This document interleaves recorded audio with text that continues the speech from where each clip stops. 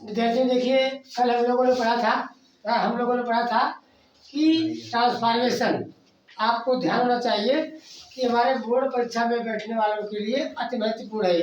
अब देखिए, इस समय हम लोग क्या क्या पढ़ रहे हैं, हम लोग ट्रांसफॉर्मेशन के 2 चैप्टर हम पढ़ चुके हैं। क्या?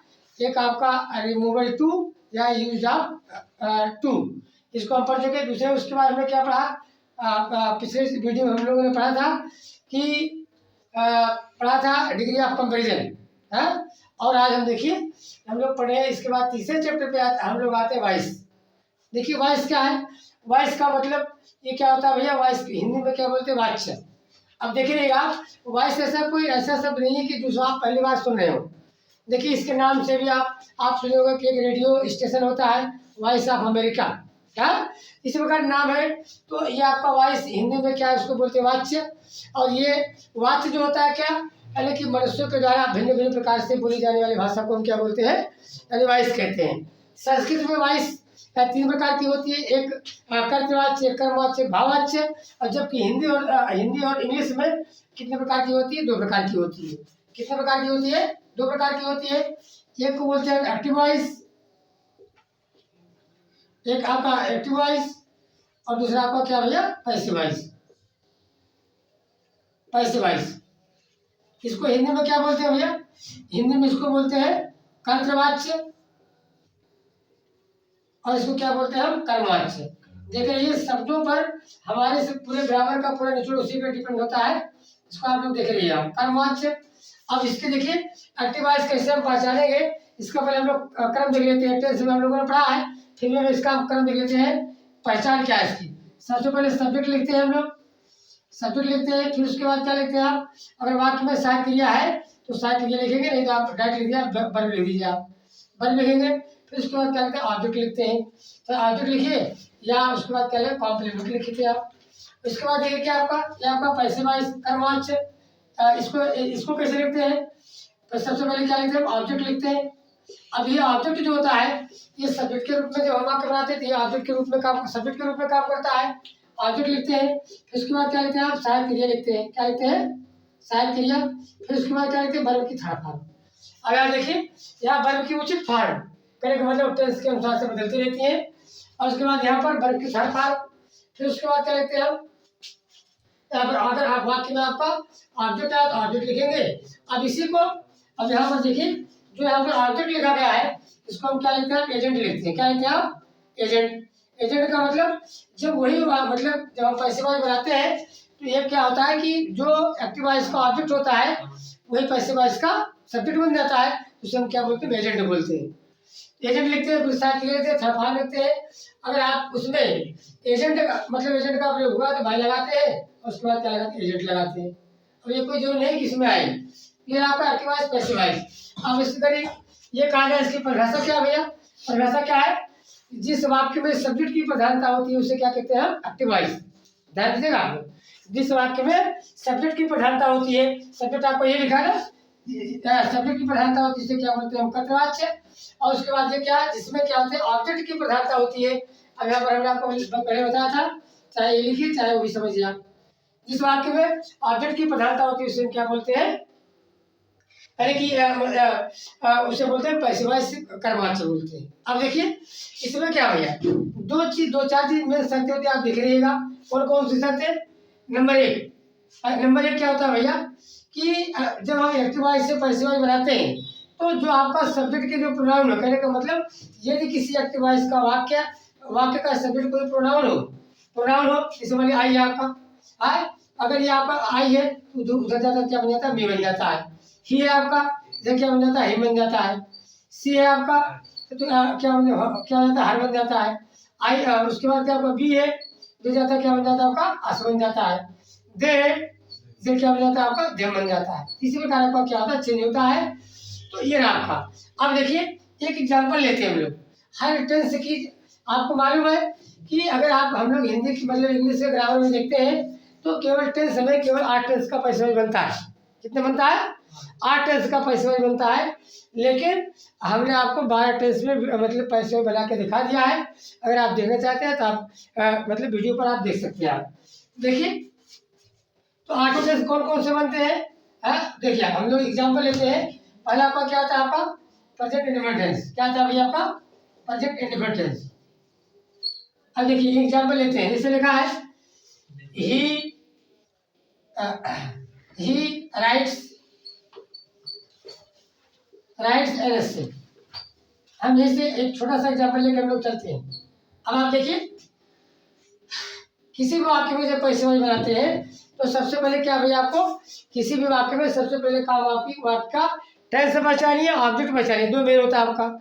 ऑब्जेक्ट कैसे पहचानेंगे आप, ध्यान दीजिएगा, ये मेन चीज होता है। ऑब्जेक्ट कैसे पहचानेंगे कि देखिए व्हाट और हुम, व्हाट और हुम का प्रश्न करने पर जो उत्तर आता है वही आपका क्या होता है, ऑब्जेक्ट होता है। जैसे लिखा ही राइट्स एन एस्से, वह एक निबंध लिखता है। क्या लिखता है, निबंध लिखता है। तो निबंध देखिए व्हाट का प्रश्न करने पर क्या है, एन एस्से करने का मतलब आपका ये क्या होगा, ऑब्जेक्ट होगा। अब इसको इधर ले आइए आप, एन एस्से। अब आपका ये सिंगुलर सब्जेक्ट है आपका। अब आप जानते हैं प्रेजेंट इंडिफरेंट की पैसे वाले के साथ ये क्या हुआ, is M R, is M R. और देखिए अब एन एस एक उधर में है, इसका मतलब क्या लगेगा, इज लगाएंगे। फिर क्या लगाएगा, वर्ब की तरफ आप लगाएंगे। देखिए आप रिटर्न। उसके बाद क्या होता है आपका भैया, जरा आप बाई ले जाएंगे। ये बना आपका क्या है, हिम बना आपका। ये रहा आपका क्या, पैसे वाइज। इस प्रकार आपको बनाया जाता है। इसी प्रकार हर टेंस में साइड के लिए आपको बनाया जाता है। अब देखिए इसी में इंट्रोगेटिव में क्या होता है। इंट्रोगेटिव में अगर आपका साइड नेगेटिव में है, नेगेटिव में लिखेंगे आप तो क्या लिखेंगे, कैसे आएगा, इसको आएगा he does not right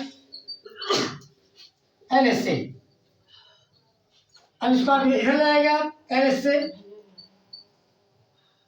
is not. देखिएगा आपको भूल से भी यानी कि डू एडस का प्रयोग आप पैसे वाइस में आपको नहीं करना है इस टेंस में। An essay is not written. अब इसके बाद क्या लगेगा, बाई लगाएंगे आप, हिम लगाएंगे, हिम। ये रहा आपका। हमारे कहने का मतलब आप ये मत समझिएगा कि पैसे वाइस में डू एडस का प्रयोग नहीं होता है, ठीक है ना। लेकिन एक चीज देखे रहिएगा कि यहाँ इस टेंस में नहीं होगा बस, ठीक है ना, इस टेंस में नहीं होगा। बाकी आप किसी में मतलब जिस टेंस में उचित मांगता है वहाँ पर आप कर सकते हैं। हमने कई सारे ऐसे वाक्य देखे हैं जिसमें पैसे वाइस में डू एडस का प्रयोग किया जाता है। अब अगले वीडियो में आपको बता देंगे किस किस वाक्य में। जैसे आप एग्जाम्पल के रूप में देख लीजिए, आप कहीं किसी मोबाइल पर आप नंबर मिलाइए आप, और वो नंबर उसमें बैलेंस ना हो, उस मोबाइल में बैलेंस ना हो।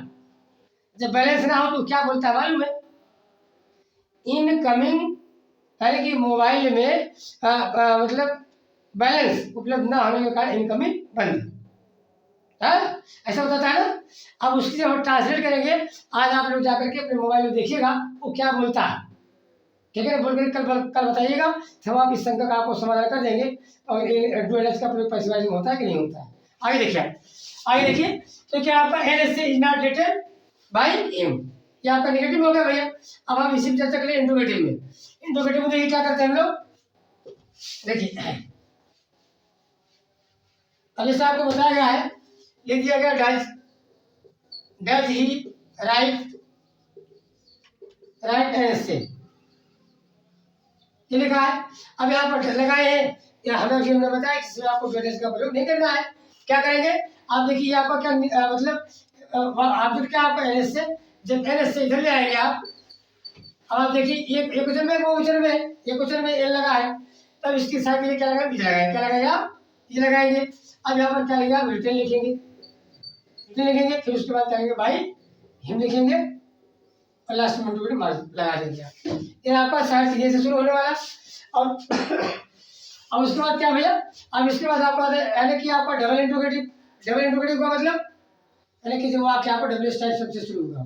जैसे लिखा है why does he write an essay, ये वाक्य लिखा है, ये आपका भाई शुरुआत, इसको भी हम क्या करेंगे, भाई से शुरू कर देंगे। अब यहाँ पर आपकी सेक्रेटरी लगा है, सब यहाँ पर देखिए इसकी सेक्रेटरी हम क्या लगाएंगे, इजमाल में से कोई एक लगा देंगे, एन से इधर आएगा इज लगेगा, क्या लगेगा आपका, इज लगा आपका एन से। अब क्या लगेगा, रिटर्न लिखिए आप, फिर उसके बाद क्या है बाई लगाएंगे, फिर आपका क्या होगा आपका हिंदी, ये मतलब होगा आपका इंट्रोगेटिव का। अब देखिए ये चीज आपके 8 टेंस में भी होता है। अगर आपको 12 टेंस में अगर आपको जानकारी लेना है, आपका वीडियो में पिछले वीडियो आप पैसे वास का देखिएगा, आपको मिलेगा।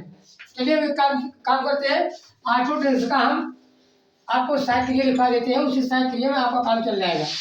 क्योंकि इतना आप इंटर के छात्र हैं, इतना लंबा आपको समझने के लिए, हमारे बताने के लिए समय नहीं। देखिए आप तो 8 टेंस की सहायक क्रिया देखिए आप, क्या आपका प्रेजेंट इंडेफिनिट टेंस का क्रम लिख लीजिए आप, प्रेजेंट इंडेफिनिट टेंस का।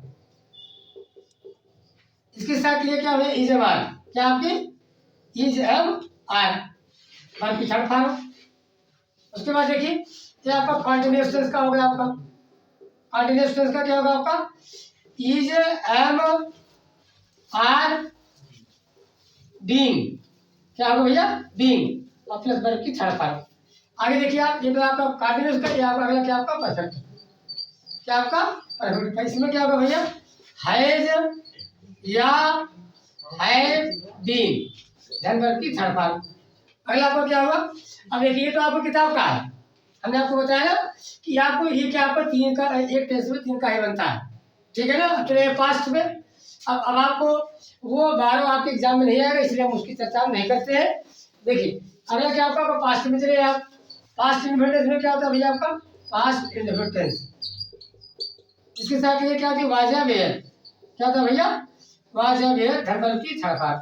अगला आपका क्या था, कंटिन्यूअस आता है आपका, कंटिन्यूअस का क्या होता है भैया आपका, वाज या वेयर बीइंग, क्या लगेंगे आप, बीइंग प्लस वर्ब की थर्ड फॉर्म। उसके बाद आपका क्या था, परफेक्ट आता है आपका, परफेक्ट क्या था इसका, क्या लगेगा, हैड बीन, उसके बाद वर्ब की थर्ड फॉर्म लगेगा, ये रहा आपका, ठीक है ना। अभी आपके कितने हो गए, 3 3 6 टेंस के हो गए। अब इसके बाद जो आपको बच रहा है, देखिए दो आपको बच रहे, दोनों की साथ आप देख लीजिए, क्योंकि आप लोग बनाइएगा, आप लोग बुद्धिमान है, समझदार है। आज देखिए अगला क्या आपका फ्यूचर इंडेफिनिट टेंस, इसके क्या भैया, विल या सेल भी लगाएंगे, बाकी वर्ब की थर्ड फॉर्म। उसके बाद क्या होता है आपका फ्यूचर कंटीन्यूअस का पैसे बनता नहीं है, हाँ, लेकिन अब उसके बाद क्या लगेगा, परफेक्ट का देखिएगा, फ्यूचर परफेक्ट का देखिएगा, क्या लगेगा भैया, विल या सेल, विल या सेल, फिर क्या लगाएगा भैया, हैव लगाएंगे, क्या लगाएंगे, हैव लगाए, फिर विल लगाएंगे, फिर उसके बाद वर्ब की थर्ड फॉर्म। ये रहा आपके 8 टेंस के वैसे वाइज। अब हमने आपको सारे एग्जाम्पल बता दिए हैं, सारे एग्जाम्पल बता दिया है। अब आपका काम ये है कि आपके किताब में 2 4 एग्जाम्पल जो आपको हार्ड लग रहे हो, आप पूछिए, हम आपको मतलब उसके समाधान करते हैं। चलिए बोलिए आप, अरे बोलिए,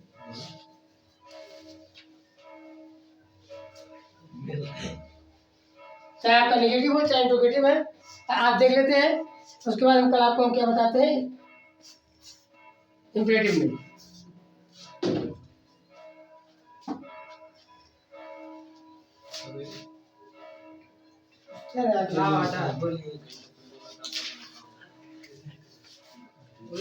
बोलिए One should one should keep one's promise. One should One keep, once O-N-E हाँ वन शुड कीप, keep हाँ ये प्रॉमिस, promises. अच्छा प्रॉमिसेस है, Once promises. O-N-E-S. कि बात है आपने भेज देख लीजिए, फिर तुम ले लिया, वन शुड कीप प्रॉमिसेस ना, Once. वंस, अच्छा यहाँ पर वंस, देखिए भैया, अब देखिए वाक्य आपका है। देखिए ऐसे वाक्य में आप भैया आपने बोला, नंबर 2 चीज ध्यान रखिएगा। पहला चीज देखिए यहाँ पर शुड का प्रयोग आपके टेंस के बाहर है, ठीक है ना। आपका क्या बोलते हैं भैया, आपने देखा होगा कि वर्ब कितने प्रकार की होती हैं, एक आपका 2 प्रकार के में अगली वर्ब जो होती है 2 प्रकार की, एक मॉडल होती है, प्राइमरी होती है। तो मॉडल में जब भी हम कोई पैसे बनाते हैं तो उसमें क्या लगाते हैं, बी लगाते हैं। क्या लगाते हैं, बी। देखिए आप, तो कहने का मतलब ऑब्जेक्ट ले आइए आप, यहाँ पर क्या आप ऑब्जेक्ट में क्या बनेगा, ये बनेगा आपका। वंस लिखेंगे आप फ्रांसिस। अब उसके बाद देखिए यहाँ पर क्या बनेगा, शुड भी होगा। क्या होगा आपका भैया, शुड भी होगा। अब फिर सरफान लिखिए आप केप्ट। क्या लिखिए आप, केप्ट। अब एक चीज देख रहेगा, अनिश्चितकर्ता के पहले बाई का प्रयोग नहीं करते, इस चीज को देख रहेगा। इसे बोलते हैं विदाउट प्रेजेंट। क्या बोलते हैं, जैसे आपको देखिए ऐसी प्रकार के, आपको वन हो, समवन हो, समबॉडी हो, नोबॉडी हो, प्यूपिल हो, ऐसे आपके सब्जेक्ट होते हैं। तो अगर आपके कर्ता आपके अनिश्चित होते हैं तो वहाँ पर हम क्या करते हैं, बाई के बाद सब्जेक्ट लिखने की कोई आवश्यकता नहीं होती है। इसमें आप लिख दीजिएगा तो भी आपका सही है। इससे कंफर्म हो जाता है कि इसका सब्जेक्ट जो है निश्चित नहीं। ऐसा ना, और कोई बात प्रॉब्लम इंट्रोगेटिव में या इम्पेरेटिव में कोई बताइए, दिक्कत कोई दिक्कत नहीं है।